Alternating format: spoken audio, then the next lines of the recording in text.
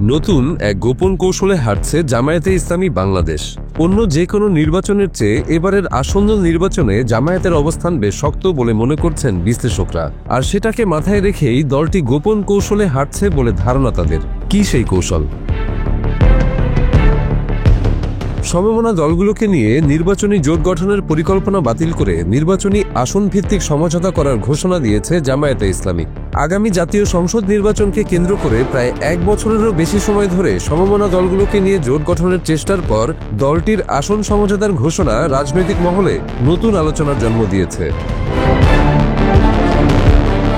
বিশেষ করে এটি কোনো বিশেষ বা গোপন কৌশল কিনা সেই প্রশ্নও তুলছেন অনেকে। কারো কারো ধারণা, বেশি দলের আলাদা অংশগ্রহণের মাধ্যমে নির্বাচনটি যাতে অংশগ্রহণমূলক হিসেবে মানুষের কাছে বিবেচিত হতে পারে, সেজন্যই এমন কৌশল নিয়েছে দলটি।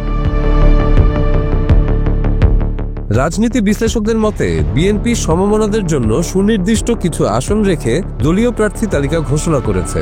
এখন জামায়াতও একই পথে হাঁটতে যাচ্ছে। যদিও দলটির সেক্রেটারি জেনারেল মিয়া গোলাম পরোয়ার গণমাধ্যমে বলেছেন, তাদের সিদ্ধান্ত হলো প্রচলিত কাঠামোগত জোট না করে সমমনাদের সাথে বসে তারা নিশ্চিত করবেন যাতে একই আসনে তাদের একাধিক প্রার্থী না হয়। প্রসঙ্গত, জামায়াতে ইসলামী 2001 সালের নির্বাচনে বিএনপির নেতৃত্বাধীন 4 দলীয় জোটে ছিল।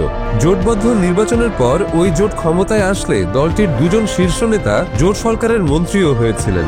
তবে 2022 সালের ডিসেম্বরে জোট ভেঙে দেওয়ার পর থেকে জামায়াতের সঙ্গে দূরত্ব বজায় রেখে চলছে বিএনপি। জামায়াতে ইসলামীর আমির শফিকুর রহমান বুধবার সিলেটে সাংবাদিকদের এক প্রশ্নের জবাবে জানান, আগামী নির্বাচনকে সামনে রেখে কোনো জোট না করার সিদ্ধান্ত নিয়েছেন তারা। তিনি বলেছেন, জামায়াত নির্বাচনী সমঝোতা করবে, প্রতিটি জায়গায় একটি বাক্স হবে, সেই নীতিতেই আমরা এগোচ্ছি। 2024 সালের আগস্টে হাসিনা সরকারের পতনের পর ইসলামপন্থী হিসেবে দাবি করা যেসব দল অল্প পরিসরে হলেও নিজস্ব অবস্থান তৈরি করতে পেরেছে এবং দেশের সার্বিক রাজনৈতিক অঙ্গনে সময় ও অবস্থান ভেদে তাদের কিছুটা প্রভাবও তৈরি হয়েছে, এমন দলগুলোকে ঘিরেই তাদের জোট করার এক ধরনের প্রচেষ্টা শুরু হয়েছিল।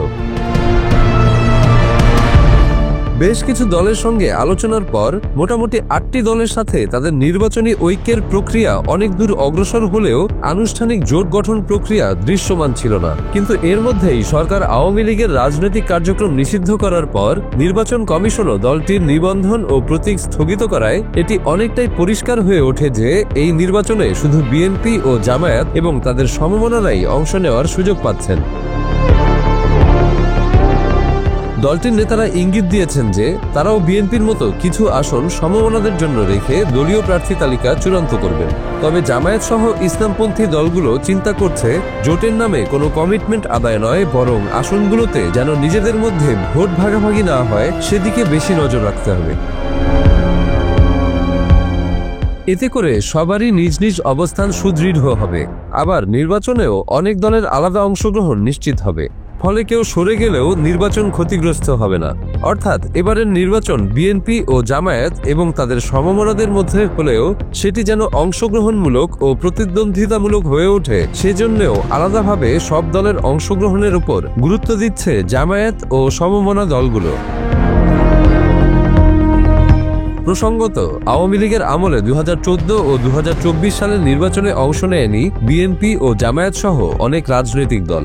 2018 সালের নির্বাচনে জামায়াতের 22 জন প্রার্থী ধানের শীষ প্রতীক নিয়ে নির্বাচন করেছিলেন। এর আগে 2001 ও 2008 সালের নির্বাচনে বিএনপি ও জামায়াত জোটবদ্ধভাবে নির্বাচন করেছিল। এবার চলতি বছরের শুরু থেকেই স্থানীয়ভাবে দলের প্রার্থীদের নাম ঘোষণা করতে শুরু করে দলটি। এখন সমমনাদের সাথে আসন ভিত্তিক সমঝোতা হওয়ার পর শিগগিরই দলের প্রার্থীদের নাম কেন্দ্রীয়ভাবেও ঘোষণা করা হবে, জানিয়েছেন দলটির নেতারা।